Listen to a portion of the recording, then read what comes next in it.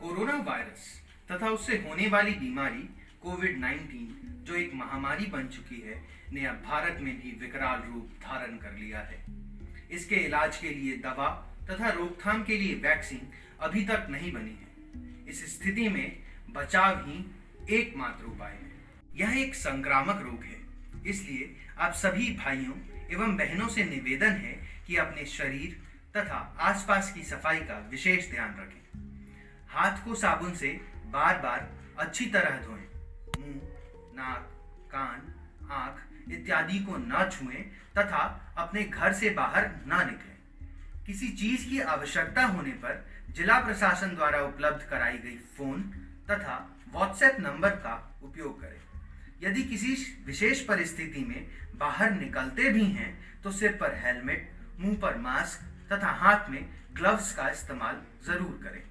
घर से बाहर निकलने से पहले तथा लौटने पर हैंड सैनिटाइजर से दोनों हाथों को साफ करें। संक्रमण के तीव्र गति से दुनिया में फैलने तथा विकसित देशों जैसे अमेरिका, इटली, स्पेन इत्यादि को इस बीमारी के सामने लाचार देखकर भारत सरकार ने पूरे देश में 22 मार्च को एक दिन का जनता कर्फ्यू तथा 25 मार्च से 14 अप्रैल 2020 तक लॉकडाउन की घोषणा हम भारतीयों के हितार्थ की। अतः हमारा यह कर्तव्य है कि हम इसका पूरी तरह से पालन करें। लॉकडाउन के दौरान घर से बाहर निकलना मना है, इसका हमें सख्ती से पालन करना चाहिए। स्थिति को बिगड़ते देख सरकार सख्त होती जा रही है। जैसा कि आप सब जानते हैं, यह संक्रामक रोग है, इसलिए सामाजिक दूरी बनाना जरूरी हो गया है।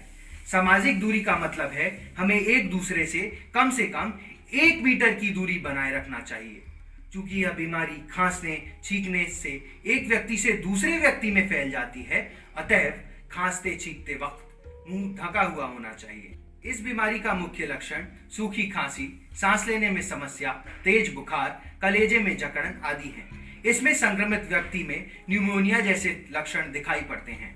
अस्थमा वाले व्यक्ति, बुजुर्ग तथा बच्चे जिसमें रोग प्रतिरोधक क्षमता कम होती है, उसमें इससे संक्रमण का खतरा अपेक्षाकृत ज्यादा है।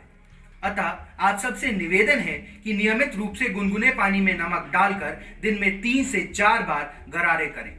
रोग प्रतिरोधक क्षमता बढ़ाने वाली चीजें जैसे कीवी, संतरा, दूध में हल्दी डालकर तथा च्यवनप्राश इत्यादि का सेवन करें। इस दौरान कुछ भ्रामक बातें, अधूरी जानकारी तथा गलत सूचनाएं संचार के विभिन्न माध्यमों के द्वारा हम तक पहुंच रही हैं। कृपया इन अधूरी जानकारियों से बचें। जिला प्रशासन, राज्य सरकार, केंद्र सरकार तथा सरकारी एजेंसियों द्वारा दी गई जानकारी के अनुसार ही अपना काम करें।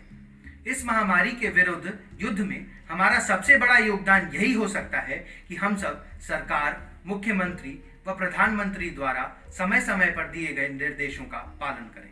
दयालबाग शिक्षण संस्थान दयालबाग आगरा के राष्ट्रीय सेवा योजना के समन्वयक doctor Saurabh Mani, program officer doctor Ranjit Kumar, सभी कार्यक्रम अधिकारी तथा स्वयं सेवकों की तरफ से मैं सौरभ सत्संगी आप सभी से अनुरोध करना चाहता हूं कि आप अपने घर में रहें, सोशल डिस्टेंसिंग बनाए रखें, लॉकडाउन के दौरान घर से बाहर ना निकलें व लोगों को ना निकलने की सलाह दें तथा सरकार द्वारा दिए गए दिशा निर्देशों का कड़ाई से पालन करें। इसी में हम सब की भलाई है।